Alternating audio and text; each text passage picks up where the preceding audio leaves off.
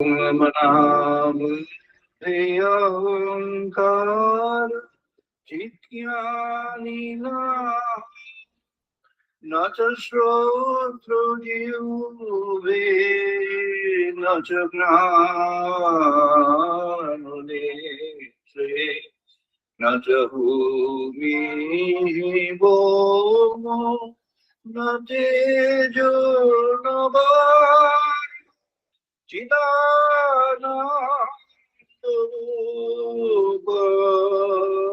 শিবোহং শিবোহং চিদানন্দরূপ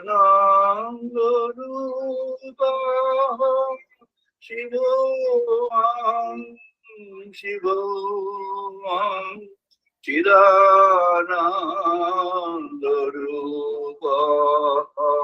শিবোহং শিবোহং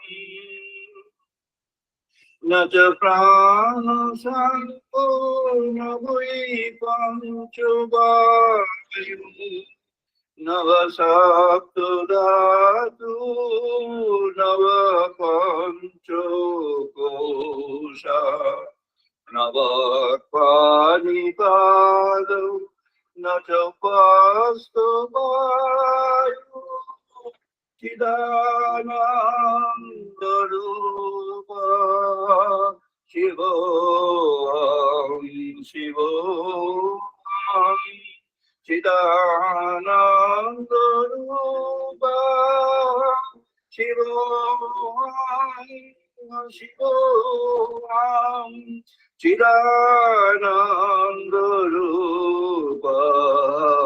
শিবোহং শিবোহং নমে বিশ্বরাগো নমে লোভ পাদনৈব মে নৈব মাপসায় ধর্ম ন চ অর্থ ন কামো ন মোক্ষ চিদানন্দরূপ শিবোহং শিবোহং চিদানন্দরূপ শিবোহং শিবোহং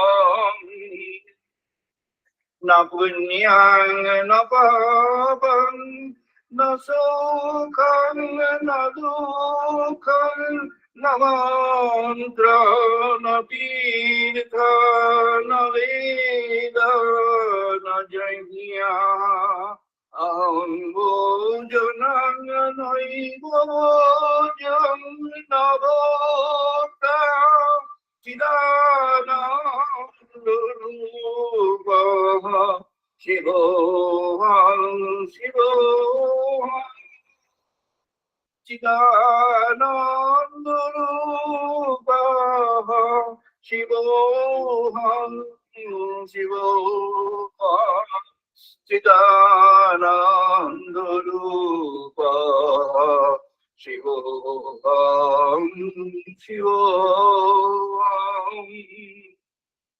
ন মৃত্যু ন শঙ্কা ন জাতি ভেদ পিতা নৈব মে নৈব মাতা জন্ম ন বন্ধু ন মিত্রং গুরু নৈব শিষ্যা চিদানন্দরূপ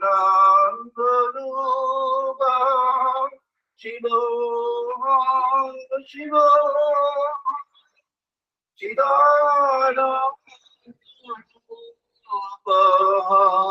শিবোহং শিবোহং চিদানন্দরূপ শিবোহং শিবোহং অহং নির্বিকল্প নিরাকাররূপং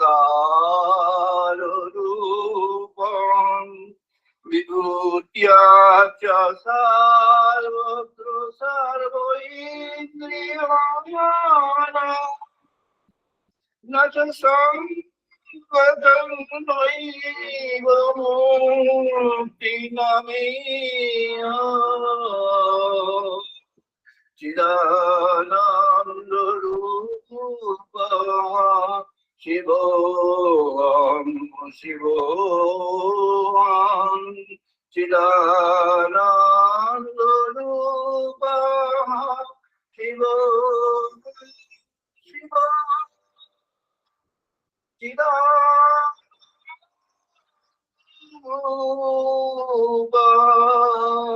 শিব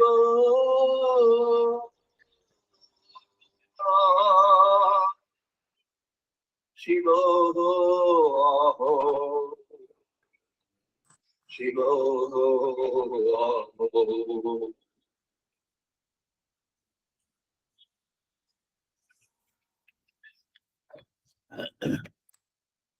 আমরা এখন বেদমন্ত্র পাঠ করবো, সবাই পার্টিসিপেট করুন।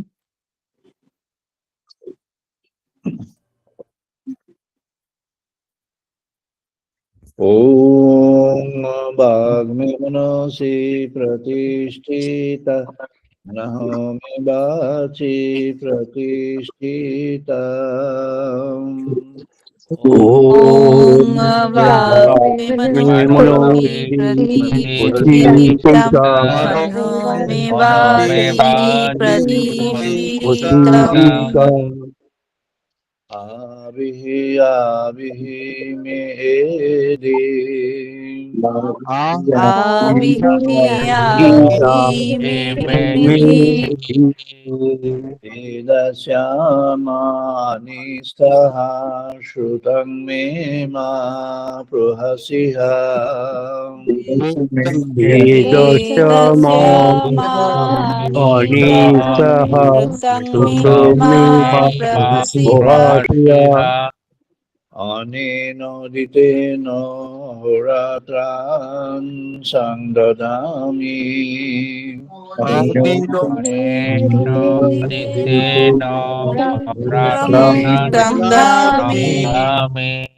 হৃদং বদিষ্যামি সত্যং বদিষ্যামি সত্যং বদামি তদ্মামবতু তদ্ভক্তারামবতু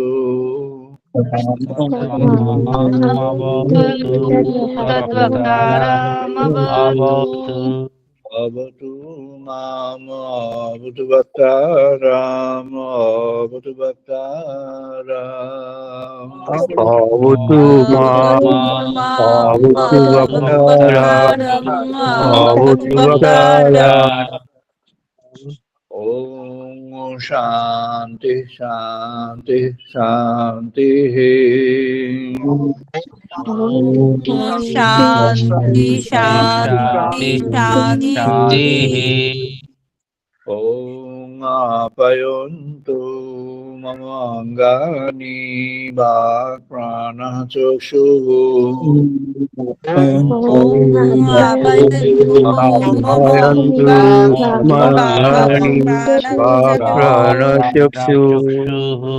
মাথা বালমিন্দ্রিয়াণি চ সর্বাণি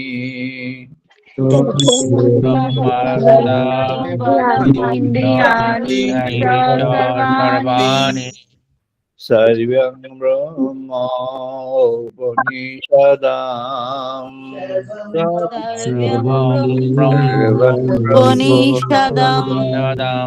অহং ব্রহ্ম নিরাকুর্যাৎ মামা ব্রহ্ম নিরাকারোৎ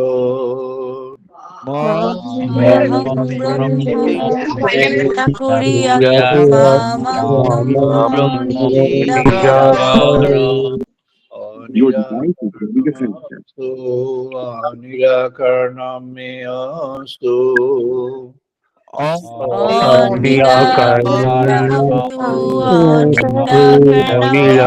নিরাকরণমেস্তু धर्मस्ते मयि सन्तु ते मयि सन्तु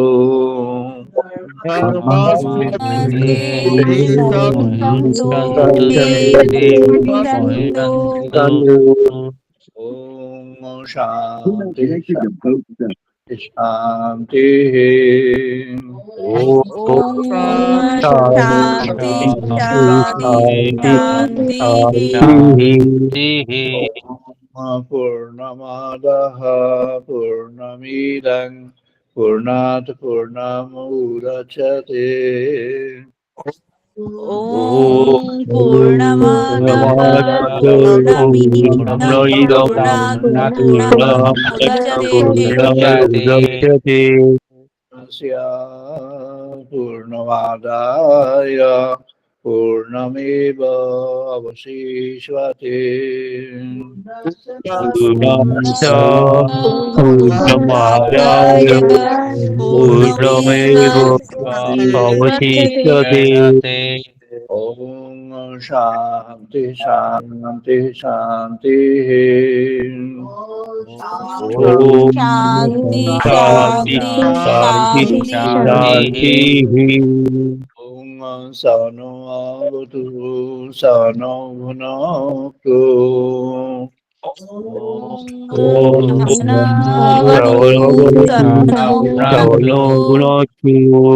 सह वीर्यं करवावहै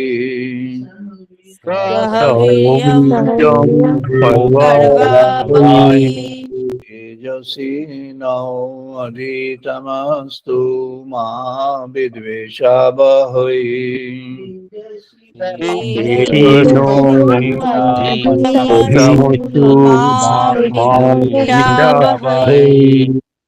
ॐ शान्ति शान्ति शान्तिः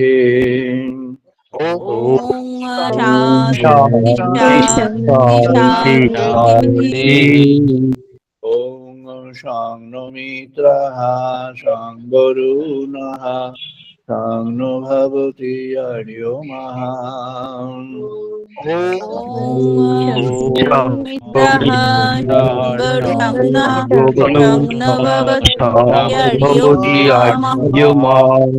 शां नो इन्द्रः बृहस्पतिः शां नो विष्णुरुक्रमः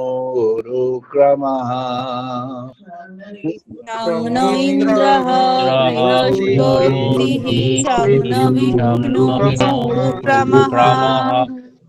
नमः ब्रह्मणे नमः देवाय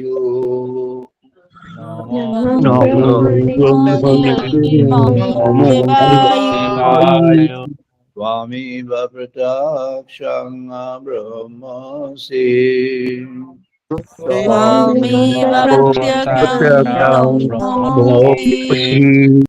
त्वमेव प्रत्यक्षं ब्रह्म वदिष्यामि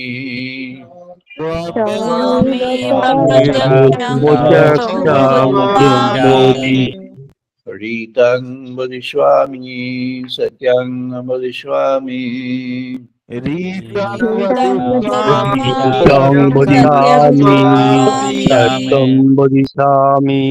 तत्मामवतु तद्भक्तानामवतु Tatmavatu Tadvakaramavatu.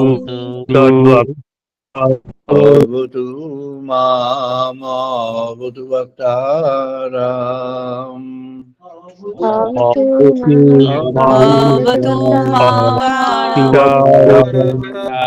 ॐ शान्ति शान्ति शान्तिः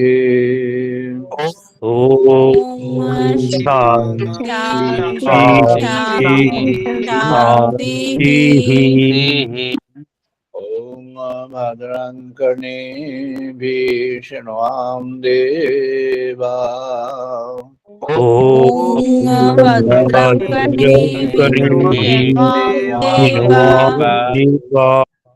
ভদ্রং পুষেমাক্ষভির্যজত্রাঃ ভদ্রাং পশ্যেমাক্ষভির্যজত্রা স্থিরৈয়াঙ্গৈতুষ্টুমাংশতনুभिः धियोऽयं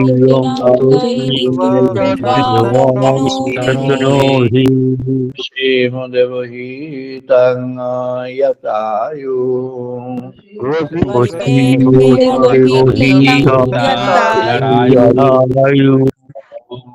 शांति शांति शांति शांति शांति शांति। আমরা আমাদের আজকের আলোচনা শুরু করছি। আজকের আলোচনার পর্ব ব্রহ্ম উপলব্ধি 1009তম পর্ব।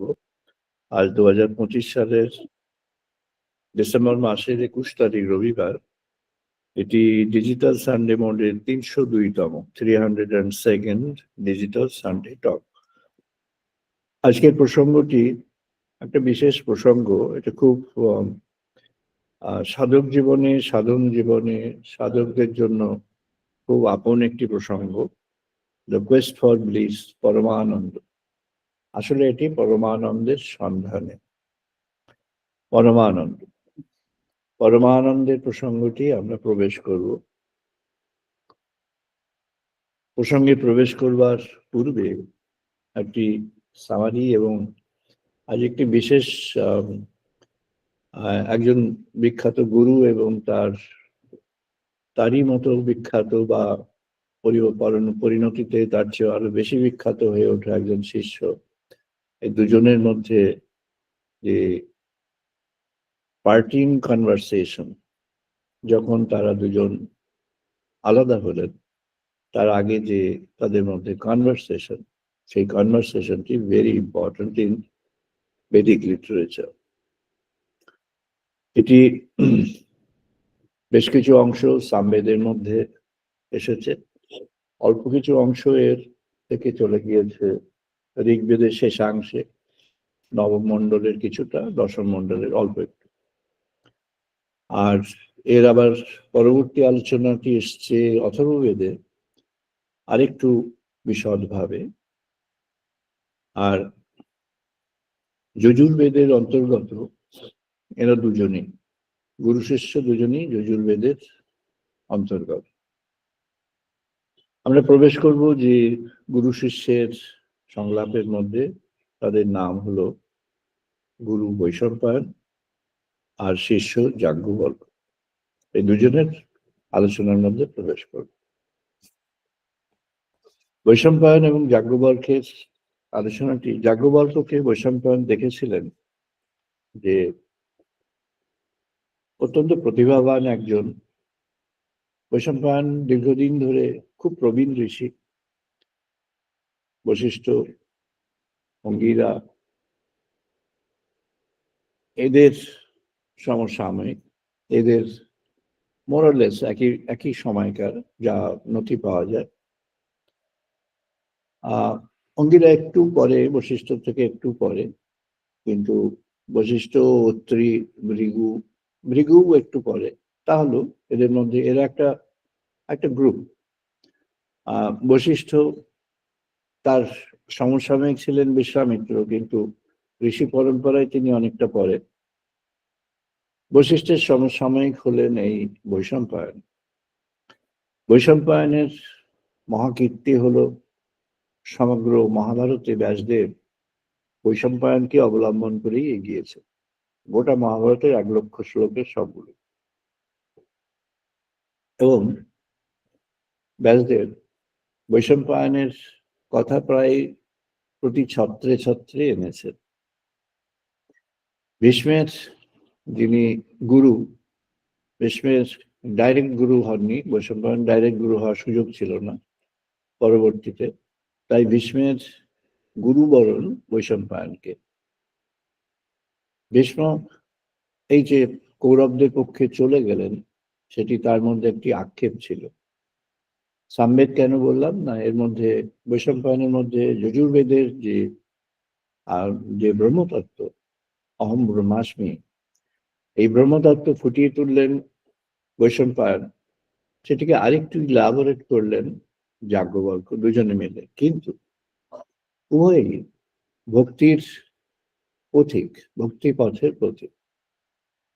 আমি একটি সামারি বলছি প্রথমে, তারপরে আমরা ওদের অ্যাকচুয়াল যে আলোচনাটি হলো, বৈশম্পায়ন যা যা বলছেন সেগুলি আমরা তার মধ্যে প্রবেশ করব। বৈশম্পায়ন বলছেন ঋষি যাজ্ঞবল্ক্যকে, ভগবানকে আকাশ পথ দেখো। আকাশ, ভগবান কেমন না আকাশ, তিনি আকাশের মতো। আকাশের ব্যাপ্তি হলো অনন্ত। আমরা সমুদ্রকে বলি ইনফাইনাইট সি, অ্যাকচুয়ালি সমুদ্র ইনফাইনাইট নয়, ফাইনাইট। সমুদ্রের পাড় আছে, এপারে পাড় আছে, ওপারে পাড় আছে। সমুদ্র যেখান থেকে গেছে তার পাশে মাটি আছে, কিছু জায়গায় মাটি নেই, কিন্তু একেবারে পোলার রিজিয়ন যেটি, সেখানে তাও সেখানে স্থিতি আছে। সমুদ্রের জল যেমন ছুটে চলে, তেমনি আবার স্থিত হয়ে থাকে। কোথাও কোথাও এমন আছে যেখানে টেম্পারেচারের জন্য, তার কোল্ড পরিস্থিতির জন্য সেখানে বরফ জমে গিয়ে একেবারেই বরফের পাহাড় হয়ে যায়। সেখানে স্থিত, অচঞ্চল। আর অন্য ক্ষেত্রে কি আছে, এমন আছে যেখানে প্রচন্ড চঞ্চল। দুটি সমুদ্র যখন একসঙ্গে মিশে যায় তখন তাদের মধ্যে ঝগড়া হয়, জলের মধ্যে ঝগড়া হয়। দুটি জলের ডেন্সিটি দু রকম হয়ে যায়, এবং যখন ডেন্সিটিটা একটু সিগনিফিকেন্টলি ডিফারেন্ট হয়, তখন সেখানে যে জয়নিং পয়েন্টে অথবা অ্যাডজাসেন্ট টু দ্যাট, সেখানে প্রবল রকমের টার্বুলেন্স তৈরি হয়, ঘূর্ণিমাত্রা তৈরি হয়, ঝড় তৈরি হয়। টাইটানিক যেখানে ডুবেছিল তার কাছেই এরকম একটা অবস্থা ছিল। আর তার থেকে একটু আগে, যেখানে বারমুডা ট্রায়াঙ্গেলের অস্তিত্ব এখনো সবাই বলেন আছে, কিন্তু কেউ প্রমাণ করতে গিয়ে ফিরে আসেননি, কারণ ফিরে আসা সম্ভব নয়, কাইন্ড অফ ব্ল্যাক হোল। যাই হোক, তারই খুব কাছে আটলান্টিক থেকে ভারত মহাসাগরে একজন দেবপুরুষ, কিন্তু একজন রেভলিউশনারি, তিনি ওখানে ট্রাভেল করেছিলেন। সেখান থেকে যুদ্ধের সময় যখন সুভাষচন্দ্র বসু, নেতাজি জার্মানি থেকে যখন সাবমেরিনে আসলেন, যেখানে করলেন মাদাগাস্কার থেকে 12 কিলোমিটার, এরকম একটি জায়গায় যেখানে turbulence, unless you see can't believe, এতটাই টার্বুলেন্স। ঢেউ কখনো কখনো 20 ফিট মতো উঁচু হয়ে ছুটে আসে। এমন একটি জায়গাতে তাদের চেঞ্জ ওভার হয়েছিল। জল যখন থাকে, জলের গতি আছে, গতির প্রাবল্য আছে, টার্বুলেন্স আছে। আবার জল কখনো স্থির হয়ে থাকে, সমুদ্র স্থির হয় না, সমুদ্র চলমান। কিন্তু আকাশ সম্পর্কে আমাদের আপাত দৃষ্টি হচ্ছে স্থির হয়ে থাকে। আজকে বিজ্ঞানীরা যে আমাদের কসমিক অ্যাওয়ারনেস, এটি আজকে যেখানে চলে এসছে, কসমিক অ্যাওয়ারনেসের পরিচয়টি 70s থেকে ভালো করেই আমরা খবর রাখি। 70s-এ, 80s-এ, 90s-এ, আগের শতাব্দীতে কসমিক অ্যাওয়ারনেস ক্রমে ক্রমে বেড়েছে। চাঁদে যখন এডুইন অলড্রিন এবং মাইকেল কলিন্স যখন নামলেন, অ্যাপোলো, তারপরে আরেকটি এন্ডেভার হলো অ্যাপোলো এবং সোয়ুজ, আমেরিকান এবং রাশিয়ান, তাদের দুটি এয়ারক্রাফট আকাশের মধ্যে মিশলো। আকাশে যেখানে মিশলো সেখানে আকাশের যে জাগতিক সীমা তার বাইরে, অর্থাৎ আর্থের যে স্ফিয়ার, সেই স্ফিয়ারের বাইরে। আর্থের স্ফিয়ারের বাইরে, কিন্তু সোলার স্ফিয়ারের মধ্যে। যদি আবার সে চলে যেতে পারতো সোলার স্ফিয়ারের বাইরে, তাহলে আবার অন্যরকম হতো। Absolute tranquility. আমাদের ঋগ্বেদে বলা হয়েছে যে ভগবান এই যে সৃষ্টিটি করলেন, সৃষ্টির প্রথম পর্বটি ছিল মহাবোম। বোম হলো শূন্য, শূন্য থেকে সৃষ্টি। এটি একটি উদাহরণ দিয়েছিলেন শ্বেতকেতুকে ঋষি গৌতম। একটি ওই অশ্বতের ফল শ্বেতকেতু প্রশ্ন করেছিলেন যে সৃষ্টির আদি রহস্য কি। এটি অনেকের হয়তো জানা আছে, আরেকবার বলছি। গৌতম বললেন, তুমি একটি এই যে বড় গাছটা দেখছো, তুমি কি বিশ্বাস করো এর মূলে কোনো বীজ আছে? বলে হ্যাঁ, ওই যে ফল আছে, ফল থেকে বীজ, সেই বীজ থেকে গাছ। বেশ বেশ, তাহলে ওই বীজ ফলটা নিয়ে এসো। ফল নিয়ে আসলেন, বলে ওটা ভেঙে দেখো। ভেঙে দেখলেন দুটি আছে। বলে দুটি আছে, তো একটিকে আবার ভেঙে দেখো। ভেঙে দেখলেন সবসময় কিন্তু দুটি থাকে না। অশ্বতের এবং বটবৃক্ষের মধ্যে দুরকম থাকে, দুটি থাকে আবার একটি থাকে। এটি কটিলিডন, এটা ডুও কটিলিডন আর ইউনিকটিলিডন থাকে। যাই হোক, একটি যখন থাকে তখন একটিকে নিয়ে যখন উনি ভাঙলেন, খুব ডিফিকাল্ট ছিল অত ক্ষুদ্র জিনিসকে ভাঙা, কিন্তু ভাঙলেন। তারপরে বললেন যে কি পেলে? বলে কিছুই তো পেলাম না, এর ভেতরে তো কিচ্ছু নেই, শূন্য। বলেন হ্যাঁ, ওই যে শূন্য তুমি দেখলে, ওই শূন্যই, এই মহাশূন্যে যখন সেই শূন্যটা ছিল, সেই মহাশূন্যের যে শূন্য, সেই শূন্য থেকে এই সমগ্র সৃষ্টি। এই শূন্যটি ছিল ভগবান।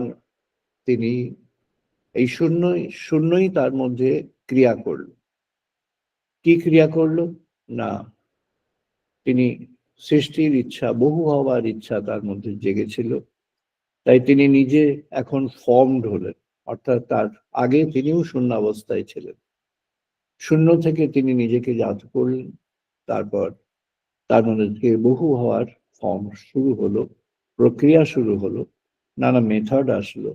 সেই মেথড, তার মধ্যে বায়োলজিক্যাল প্রিন্সিপল আছে, ইকোলজিক্যাল প্রিন্সিপল আছে, সব রকম প্রিন্সিপল তার মধ্যে আছে। সেগুলো মিলে সেই শূন্য থেকে এবার সৃষ্টির রথ এগিয়ে চলল। আমাদের ঋগ্বেদে এই যে শূন্য থেকে একটা পূর্ণত্বের দিকে এগিয়ে যাওয়া, এটি ঋষিগণ খুব বিশদভাবে ব্যক্ত করেছে। কিন্তু এই যে পূর্ণত্বের যে মহাবিস্তৃতি, এই জগতের মাঝে আমরা সকলে আছি, কোটি কোটি মানুষ, আন্দাজে এখন 800 কোটি ধরা হচ্ছে পৃথিবীতে। আর যদি অ্যানিম্যাল ওয়ার্ল্ড এবং আদার লিভিং ক্রিয়েচার্স ধরা হয়, তাহলে এটি ট্রিলিয়ন ছাড়িয়ে যাবে হয়তো। আর যদি প্ল্যান্ট কিংডমকে ধরা হয়, তাহলে আরো কয়েক ট্রিলিয়ন সেখানে যোগ হয়ে যাবে। আর যদি আরো আনআইডেন্টিফাইড থিংস যদি ধরা হয়, যাদের কোনোভাবে আইডেন্টিফাই করা যায় না, সেও কত ট্রিলিয়ন হবে সে জানা নেই। এই হলো অসীমের তত্ত্ব। ঋষি বললেন, ব্যাসদেব লিখছেন একটি জায়গাতে, এটি এর পেছনে ছিল, যখন উনি লিখছেন তখন বরুণদেব বরুণদেব বরুণদেবের কাছে ভৃগু প্রশ্ন করে অনেক উত্তর পেয়েছিলেন। বরুণদেবের কাছে ভৃগু প্রশ্ন করে যে উত্তরগুলো পেয়েছেন, তাকে ভৃগুর যে সংহিতা, ভৃগুর নামে একটি সংহিতা প্রস্তুত হয়েছে পরবর্তীতে, এই সংহিতার মধ্যে এসেছে। বৈশাখ বললেন, ওই যে মহাশূন্য থেকে আদি সৃষ্টি, তুমি যখন তোমার মন, প্রাণ, হৃদয়কে ওই আদি সৃষ্টির মহাশূন্যের সঙ্গে মিলিয়ে দিতে পারবে, তুমি পূর্ণ ব্রহ্মানন্দের অধিকারী হয়ে যাবে। বলেন ব্রহ্মানন্দ কি? ব্রহ্মানন্দ হলো সেই, যেটি জগদানন্দের অতীত, যেটি বিষয়ানন্দের অতীত, যেটি বিদ্যানন্দের অতীত, যেটি জীবনের আঙ্গিকের সমস্ত বিষয়ের অতীত, যেটি জীবনের সমস্ত সীমার অতীত, যেটি জীবনের মধ্যে আত্যন্তিকে বিরাজিত, অথচ অধরা হয়ে আছে, তার খোঁজ নেওয়া আর খোঁজ পাওয়া, এ হলো ব্রহ্মানন্দের রীতি।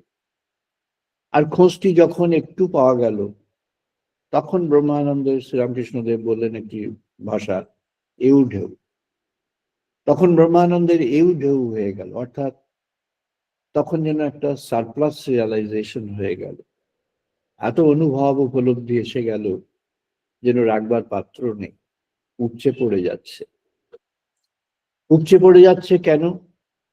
দি হিউম্যান কন্টেনার, মানবিক যে জীবন পাত্র বা যে জগৎ পাত্র আছে, এই জগৎ পাত্র বা জীবন পাত্র, জগৎ পাত্র সবাইকে নিয়ে,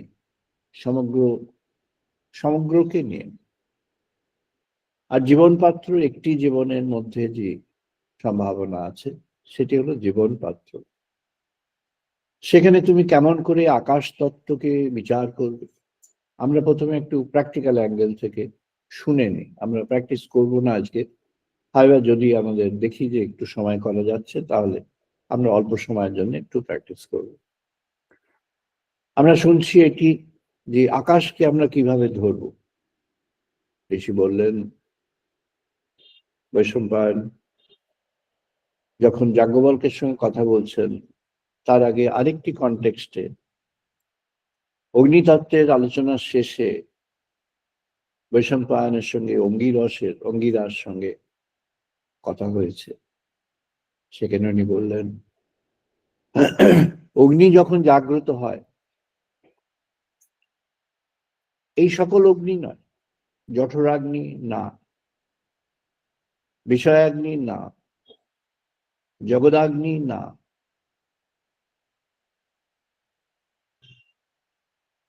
আবার বর্ণনায় বললেন এমনকি এই আদিত্য মণ্ডলের যে অগ্নি, তাও না। তাহলে চন্দ্র, সূর্য, নক্ষত্র আদি সব না হয়ে গেল। না হওয়ার পরে কোন অগ্নি থাকবে? অভিপ্সার অগ্নি। সেটাকেই শ্রী অরবিন্দ সিম্বল করেছিল, অভিপ্সার অগ্নি। অভিপ্সার অগ্নি কি না, যখন আপনার মধ্যে ভগবানের জন্য একটি আগ্রহ জাগবে, ভগবানের জন্য আকর্ষণ জাগবে, ভালোবাসা তৈরি হবে, ভক্তি রচনা হয়ে যাবে, তখন এই অগ্নির ঊর্ধ্বে কোথায় আছে না, অগ্নি যখন শিখাময় হয় সেখান থেকে আসে অগ্নির ঊর্ধ্ব মাত্রায় এগিয়ে যাওয়ার জন্য অগ্নি থেকে জাত যে সংবেদ, সেটি যেন ঊর্ধ্ব মাত্রায় আকাশে চলে যায়।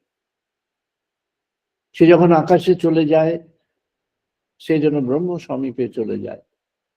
ভগবান দেবাদিদেব সেখানে অবস্থান করে আছেন। তাকে অনুমান করা হয় তিনি কৈলাসে আছেন, তিনি মহাশূন্যে বিস্তৃত হয়ে আছেন, নিরাবয়ব, অবয়ববিহীন। চলে যায় অভিপ্সার অগ্নি সেখানে। অভিপ্সার অগ্নি শূন্যে যেন ছড়িয়ে যায়। যখন ভগবানের জন্য ভালোবাসায়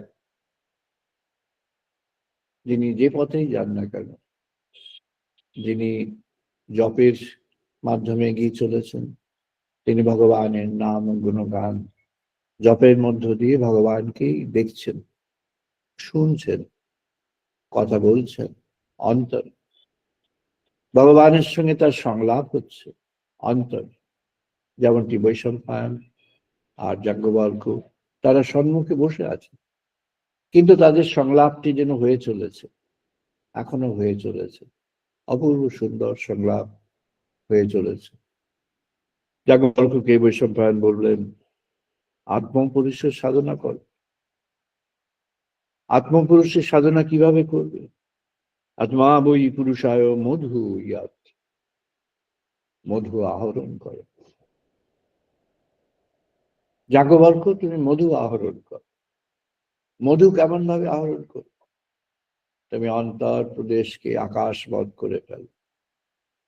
তোমার অন্তর প্রদেশ যখন আকাশবৎ হয়ে যাবে, মধুময় হবে সেই অন্তর প্রদেশ। তুমি যখন অন্তর প্রদেশকে আকাশবৎ করে ফেলবে, তুমি ওই সচ্চিদানন্দ ব্রহ্ম সনাতন, তিনি যে সর্বত্র ব্যপ্ত হয়ে আছেন, নিরাবয়ব হয়ে, কোন রকম তার উপস্থিতির আর কোনো সংবেদ নেই, শুধু চেতনার সংবেদ আছে। চেতনা থেকে ভাবদীপ্তি উত্থিত হচ্ছে, যেন একটি রিদম চলে আসছে, একটি ছন্দ চলে আসছে। কেন সামবেদের মধ্যে এটি আসলো কিছুটা? ওই ছন্দটি সামবেদের অন্তর্গত হয়ে গেল। ছন্দটি কি আছে না, এখন যেটি যারা জিওলজিক্যাল সায়েন্সটি পর্যালোচনা করেন তারা হয়তো জানেন, বা নিশ্চয়ই সবাই অনেকেই জানেন, যাকে বলা হয় cosmic rhythm. Cosmic rhythm is a combination of the rhythms which come out of the cosmic bodies in the cosmic horizon. সংক্ষেপে সহজ করে বলতে হলে এই পৃথিবী তার একটা রিদম আছে, ছন্দ উঠে আসছে। আমরা সাধারণভাবে সেই ছন্দ পেতে পারি না, পাই না। কিছু যন্ত্র এখন হয়েছে যেগুলি আর্থ সাউন্ডকে ডিটেক্ট করবার জন্য অনেক দিন ধরে চেষ্টা করে কিছুটা ডিটেক্ট হয়েছে।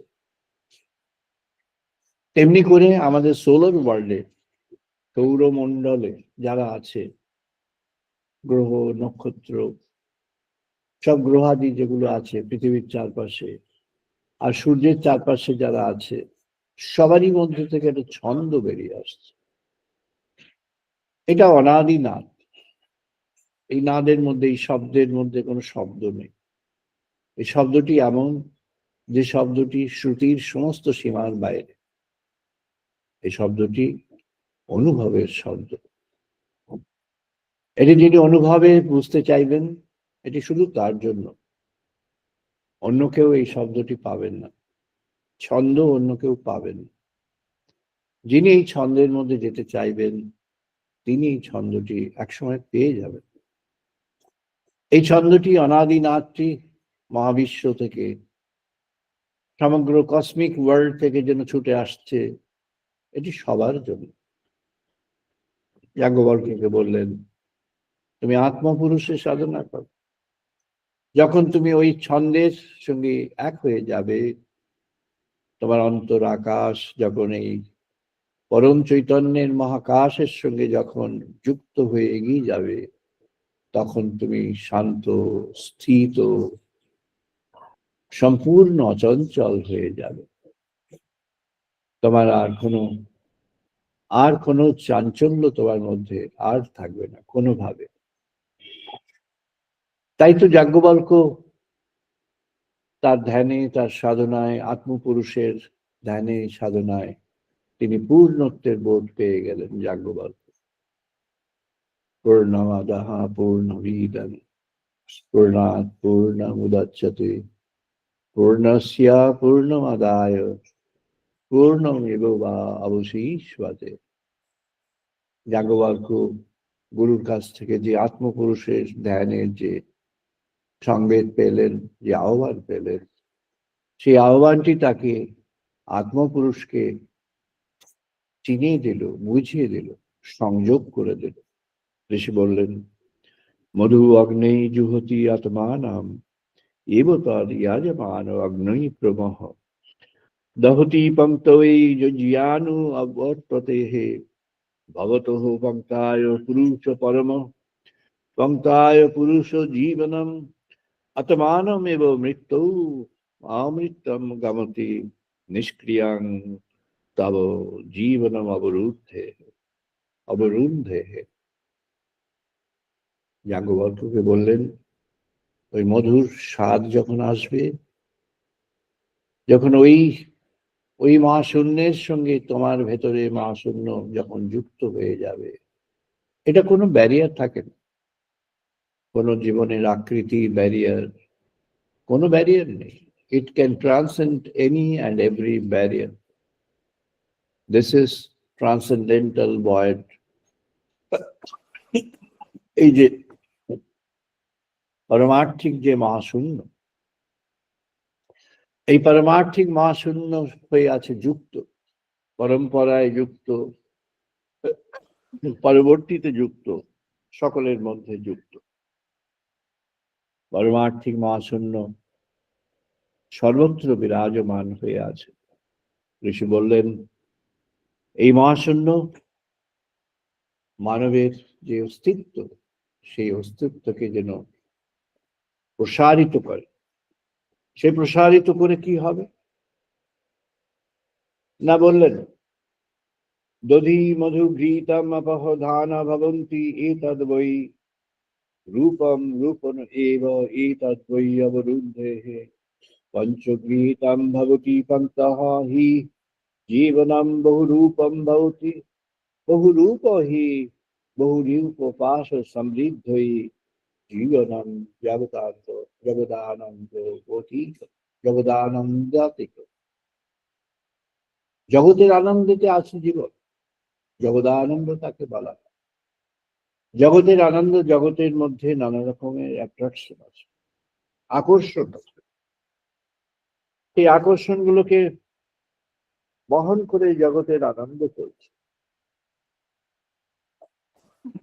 এই আনন্দের মধ্য দিয়ে জগতে সবাই বিরাজমান হয়ে আছে। এই আনন্দে জীবন ভরপুর হয়ে আছে। বললেন, মজে আছে, ঠাকুরের কথার মধ্যে আছে মজে আছে। শ্রীরামকৃষ্ণদেব বল, মজে থাকা কি, তার মধ্যে যেন ডুবে থাকে।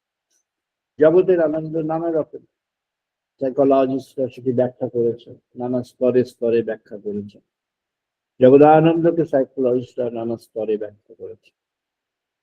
তার মধ্যে একটা পিরামিডের মতো করে ব্যাখ্যা করেছেন, ওর মধ্যে যাচ্ছি না। জগদানন্দের পেছনে নানা তার আকর্ষণ আছে, চাওয়া আছে, তার মধ্যে নানা ধরনের তার মধ্যে যেন যেন এমন কিছু আছে যেগুলো লোভও নয় কিন্তু লোভ, যেগুলো প্রয়োজনও নয় কিন্তু প্রয়োজন, যেগুলোর এত সব বিস্তার প্রয়োজন নেই কিন্তু বিস্তার আছে, এত ব্যক্তির মধ্যে যাওয়া প্রয়োজন নেই কিন্তু আছে। সবটাই তার নিডকে আইডেন্টিফাই করে, যেন প্রয়োজন, যেন দরকার, এর উপর ভিত্তি করে। ঋষি বললেন, মধুস্পর্শ নিয়ে এসো। মধুস্পর্শ নিয়ে এসে কেমন করবে? ভগবানের এই যে মহাশূন্যের যে স্পর্শ তুমি পেয়েছো অন্তর মধ্যে, এই মহাশূন্যকে তুমি বিস্তৃত করো, মহাশূন্যকে তুমি ছড়িয়ে দাও।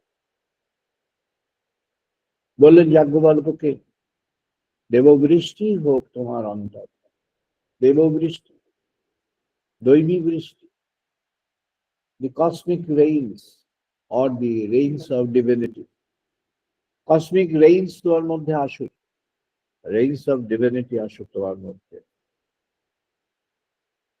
কসমিক রেঞ্জ কি? এই জগতের সমগ্র সৃষ্টির মাঝে ভগবান সৃষ্টির যে নানা বৈচিত্র্যের উপাদান পরিবেশন করেছেন জীবনগুলির জন্য, এমন মধুময় সেগুলি, এর মধ্যে সবই মধুময়। সম্পর্ক মধুময়, বিস্তার মধুময়, মিলন মধুময়, আবার বিচ্ছেদও মধুময়, কর্ম মধুময়, আবার কখনো অকর্মও মধুময়, জ্ঞান মধুময়, আবার কখনো জ্ঞানবিহীনতাও মধুময়। জগতে যেন সব দিকেই নানা ধরনের মধু বিরাজ করে আছে। কি তার স্বরূপ? এসে বললেন, দেখো দেখো, ওখানে দেখো, যে মধুটি ছিল মানুষের আকর্ষণের মধু, কেমন করে মানুষকে মানবিক থেকে সরিয়ে নিয়ে যাচ্ছে নিম্নগামীনতা, পাশবিক হয়ে যাচ্ছে। পশুর সম হয়ে যাচ্ছে, আসলে মৃত্যু এসে যাচ্ছে, কাম ক্রোধ লোভ মোহ সবগুলি একসঙ্গে এসে যাচ্ছে, লিমিটলেস। যারা সত্যের পথে ডিসেম্বর সংখ্যা পেয়েছেন, যদি পড়বার সুযোগ পেয়ে থাকে, অথবা যদি কেউ উৎসাহী হন, আমাদের ওয়েবসাইটে গিয়ে www.সত্যেরপথ.org একজন টেকনোলজিস্ট মিস্টার রিতেন বসাক, তিনি এটি মেনটেন করেন, আপডেট হয়ে যায়, আপলোড হয়ে যায়। ডিসেম্বর সংখ্যায় এডিটোরিয়ালের পরেই প্রথম যে লিখেছি, সেখানে বিস্তৃত ভাবে বর্ণনা আছে বাসনার পরিণতি কি হয়। মহাভারতের একটি বিস্তৃত কাহিনী দিয়ে বর্ণনা আছে। বাসনা 1000 বছরের ভোগ সে কোথায় নিয়ে যায়, তাতে কি সত্যি লাভ হয়? মধু আছে সেখানে, বিষয়ানন্দ আছে, জগদানন্দ আছে, আরো তার সাব ডিভিশনস আছে, আমি তার মধ্যে যাচ্ছি। ঋষি বললেন, একে গুটিয়ে নিয়ে এসো, তুমি পারবে সেই গুটিয়ে নিয়ে এসে দেববৃষ্টির জন্য তৈরি করতে। দেববৃষ্টি কেমন করে করবে?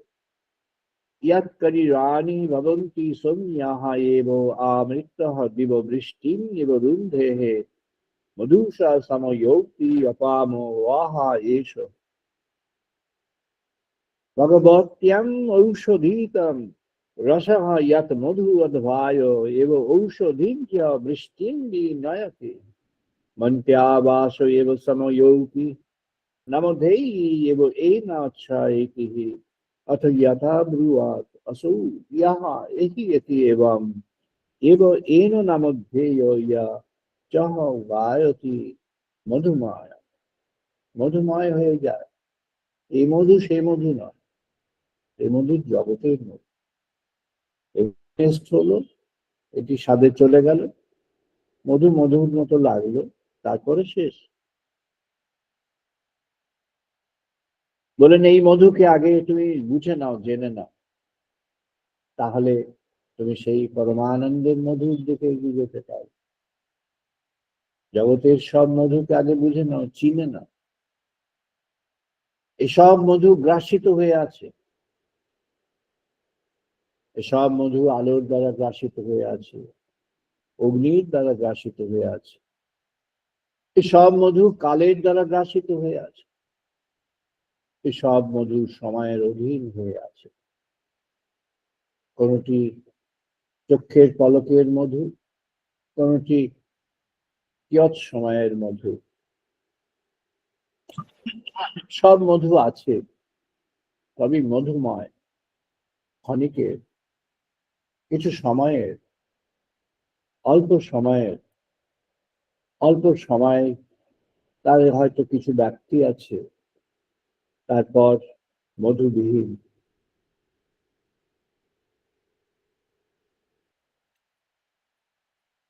একবার লেখা হয়েছিল আমাদের এখানে, মধুহীন করুণা তব হৃদয় অন্তর মাঝে হৃদয় শরীর। হৃদয় শরীর একটি আছে, হৃদয়ের শরীর, হৃদয়ের একটি অবয়ব আছে। The profile of the heart, medical science সেটি স্বীকার করবেন না, না করলেই ভালো। মেডিকেল সায়েন্স দিয়ে স্বীকার করতে হলে তাদেরকে তো আবার খুঁজতে হবে, কোথায় পাওয়া যাবে, খুঁজে পাবেন, ওই পথে খুঁজে পাওয়া যায়।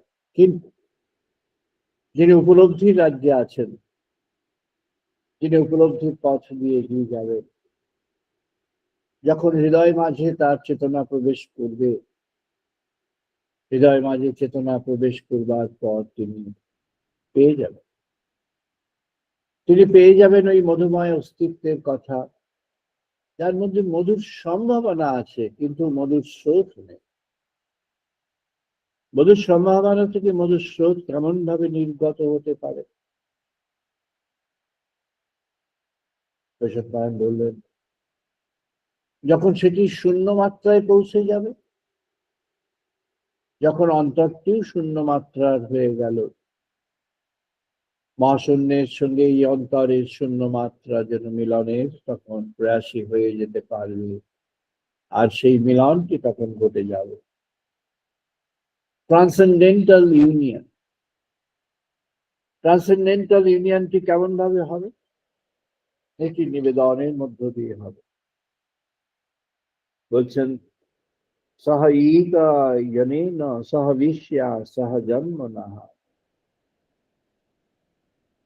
সহ জগৎবৈ বাজং ভরতে ধনা নিভীন দেবানাং ইহ পীতরং অভিবাসতে শ্রদ্ধামানা হবিষাঃ ব্রহ্মণস্পতিঃ তদ ব্রহ্ম।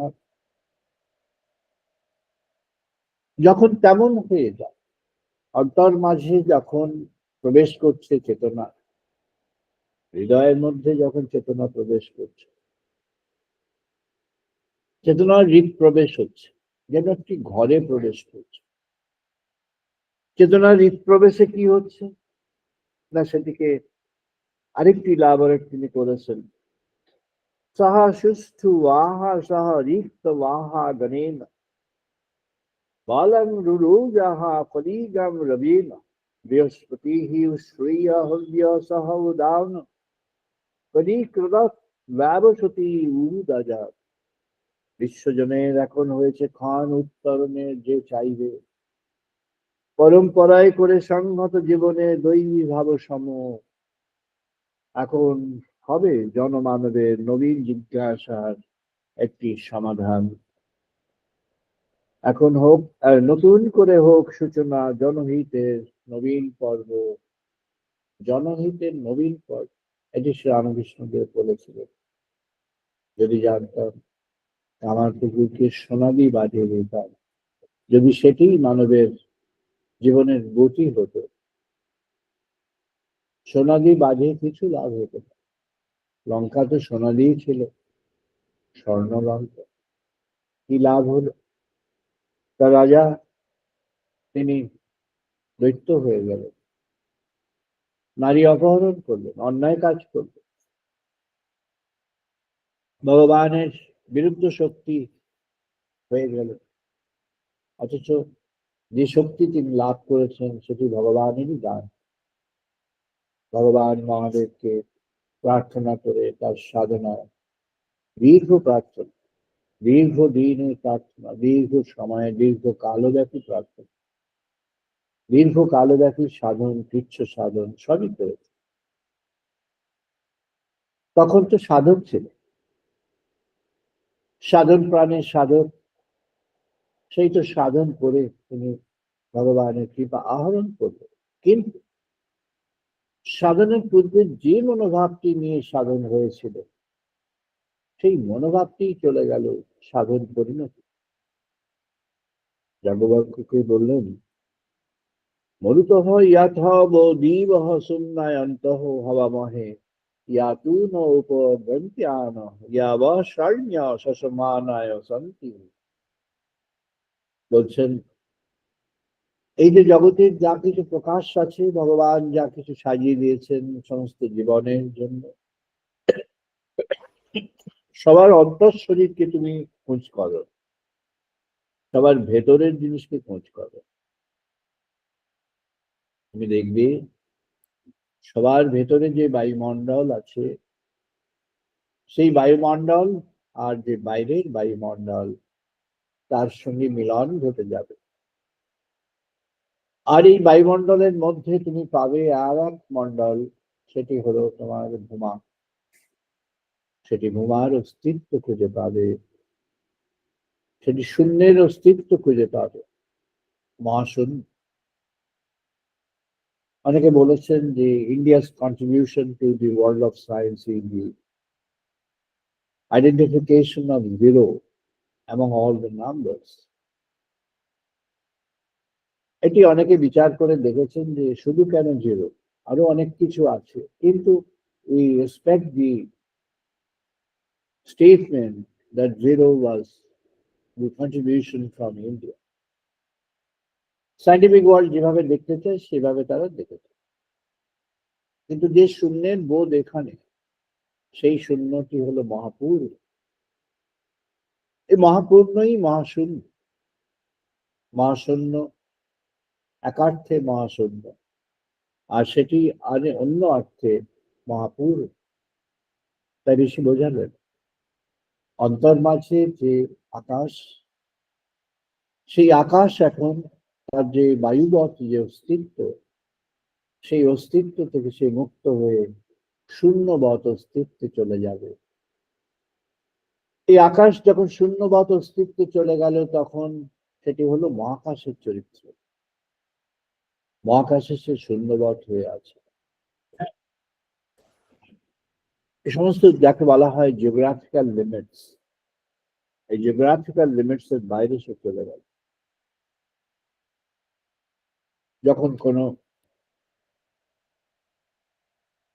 যখন কোনো আকাশ যান ছুটে চলেছে অন্য গ্রহের দিকে বা গ্রহান্তরে, তখন তাকে ওই লিমিটকে পেরিয়ে যেতে হবে। আর্থের লিমিট পেরিয়ে যেতে হবে, তার যে গ্যালাক্সির মধ্যে প্রবেশ করতে হবে। আবার পড়লেই গ্যালাক্সির একটা লিমিট এসে যাবে, অনন্তকাল ধরে লাগবে, সেটি কত কত লক্ষ লাইট ইয়ার্স লাগবে।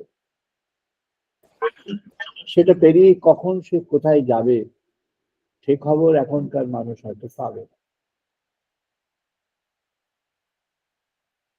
চেতনার রাজ্যে যখন তিনি অনুভব করবেন, তখন তিনি সেই খবরটি পাবেন। তখন তিনি জানবেন, দেখবেন ভগবানের এই অসীম অনন্ত অস্তিত্ব। কেন সেটি প্রয়োজন? যাজ্ঞবল্ক্য বুঝলেন তার এই পূর্ণত্বের বোধকে পেতে হলে তার অসীম অনন্তের অস্তিত্বটিকে জানা দরকার। তাই তো ভগবান শ্রীকৃষ্ণ অর্জুনকে তার বিশ্বরূপ দেখালেন, মানব রূপ, ট্রান্সেন্ডেন্টাল এক্সিস্টেন্স এন্ড ফর্ম। তার সেই ট্রান্সেন্ডেন্টাল রূপটাকে দেখালেন ভগবান অর্জুনকে। কেননা সেই ট্রান্সেন্ডেন্টাল রূপ দেখলেই তার মধ্যে জাগ্রত হয়ে যাবে সেই বোধ, যেই ভগবান সচ্চিদানন্দ পরব্রহ্ম সনাতন, তিনি আবার রূপবান হয়ে যেন দুটির মধ্যে কানেক্ট করে, এখানে আর সেখানের মধ্যে কানেক্ট করে। এখানে আর সেখানের মধ্যে কানেক্ট করতে হবে সাধককে। তিনি কেমন করে কানেক্ট করবেন? তিনি ওই মহাশূন্যের মধ্যে পৌঁছে যান। সাধক জীবন যখন স্থিত ধীর হয়ে যাবে, যখন স্থিত অচঞ্চল হয়ে যাবে, যখন তার চেতনা আর সকল আবেশ থেকে সরে আসবে, যখন তার চেতনা সংহত হয়ে ভগবানের কোনো একটি অবস্থায়, রূপে, কথায়, শ্রবণে, ভগবানের কোনো কিছু চিত্রে, কোনো লীলায়, কোনো কিছুর মধ্যে সে যখন নিবদ্ধ হবে, সে জপের মধ্য দিয়ে এগিয়ে যাক, সে চিন্তার মধ্য দিয়ে এগিয়ে যাক, বা সে কর্মের মধ্য দিয়ে এগিয়ে যাক, অথবা সে জ্ঞান চর্চার ভিত্তিতে এগিয়ে যায়, জ্ঞান উন্মোচনের ভিত্তিতে এগিয়ে যায়, বা সে ভক্তির দ্বারা ভালোবাসার মধ্য দিয়ে এগিয়ে যায়, ভক্তি নিবেদন এবং ভক্তি সঞ্চারের মধ্য দিয়ে এগিয়ে যায়, অথবা সে ভগবানকে অরূপে, রূপবিহীন ভাবে, সম্পূর্ণরূপে রূপবিহীন ভাবে তার এই ট্রান্সেন্ডেন্টাল ফর্ম, ফর্মলেস ফর্ম, তার নিরাবয়ব যে অস্তিত্ব, সেই নিরাবয়ব অস্তিত্বের দিকে এগিয়ে যাবে।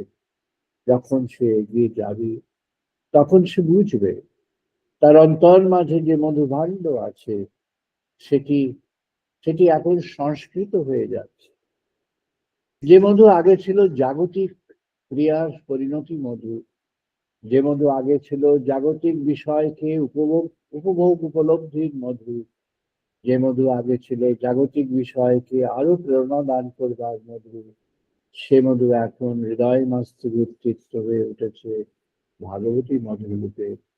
সে মধুময় সেই অস্তিত্ব, মধুময় অস্তিত্বকে ঋষি বললেন এ তো আনন্দের অস্তিত্ব।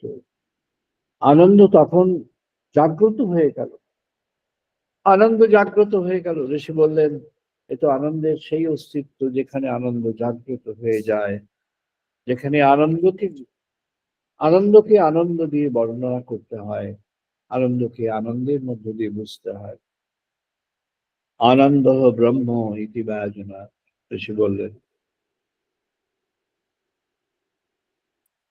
বলেন, আনন্দ্যাথি এব খলু ইমানি ভূতানি জায়ন্তে আনন্দেন যতানি জীবন্তি আনন্দম প্রয়ন্তি অভিসন্দিত। আনন্দের মধ্যে সে যেন বিরাজিত হয়ে আছে, আনন্দই বরণ করে আছেন তিনি। আর সেই আনন্দ তাকে যেন ক্রমে ক্রমে উন্নত মুক্তি, পূর্ণ মুক্তির দিকে এগিয়ে নিয়ে চলেছে। বলছেন,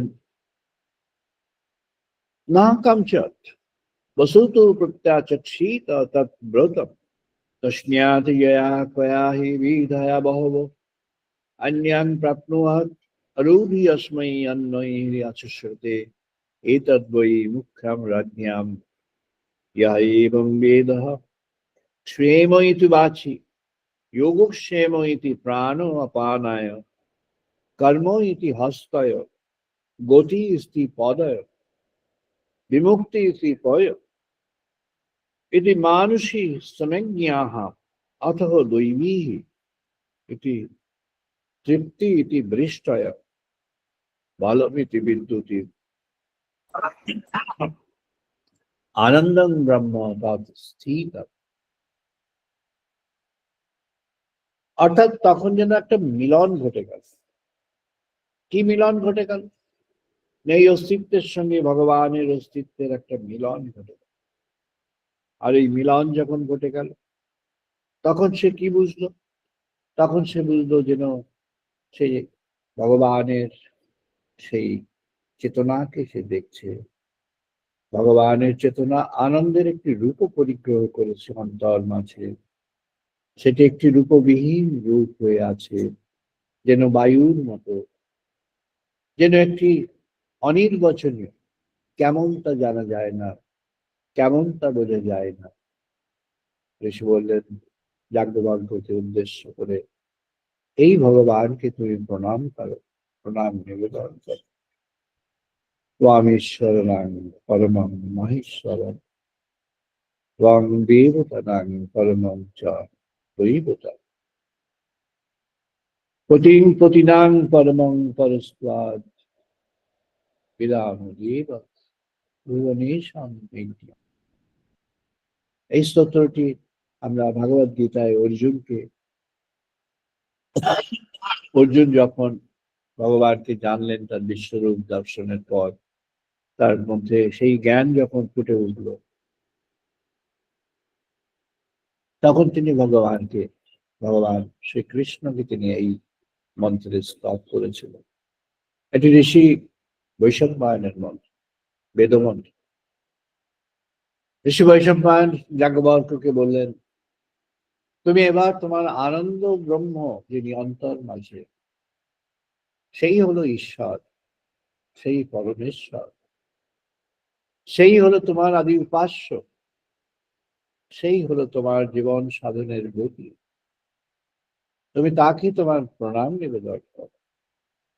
তুমি নিবেদন করো তোমার চেতনার সমগ্রতা নিয়ে, তুমি নিবেদন করো তোমার অস্তিত্বের সমগ্রতা নিয়ে, তুমি নিবেদন করো তোমাকে তার কাছে, তুমি নিবেদন করো তোমাকে তার কাছে এমন করে যেন তোমার নিবেদনে তুমি বিলীন হয়ে গিয়েছো, আর তিনি তুমি হয়ে গিয়েছে।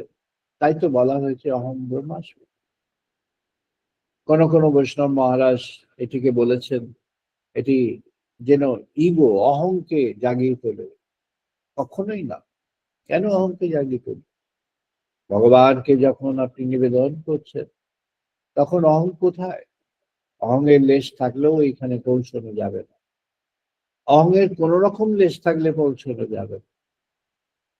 তখন যে অহং ব্রহ্মাস্মি, সেই অহং ব্রহ্মাস্মিটি হলো তার দৈবী সত্তা। আপনার মধ্যে যে দৈবী সত্তা আছে, সেই দৈবী সত্তা, সেই দৈবী সত্তা কি না, সেটি একটি চেতন সত্তা, সেটি রূপবান নয়, সেটি রূপবিহীন। সেটি বলেছেন যে ঋষি, যে সে মনে মনন করে, হস্তে কর্ম করে, পা দিয়ে সে পা দিয়ে সে এগিয়ে চলে, তার এই অস্তিত্বটি ভগবানের ক্রিয়ার জন্য অস্তিত্ব। সে ক্রিয়াশীল। সে কেন ক্রিয়াশীল? সে ক্রিয়াশীল কারণ সে ভগবত আরাধ্য ক্রিয়াশীল, ক্রিয়াশীলতার জন্য আরাধ্য, আরাধ্য কর্মের মধ্যে সে আছে। Destined set of activities the person is into. Destined set of activity কি?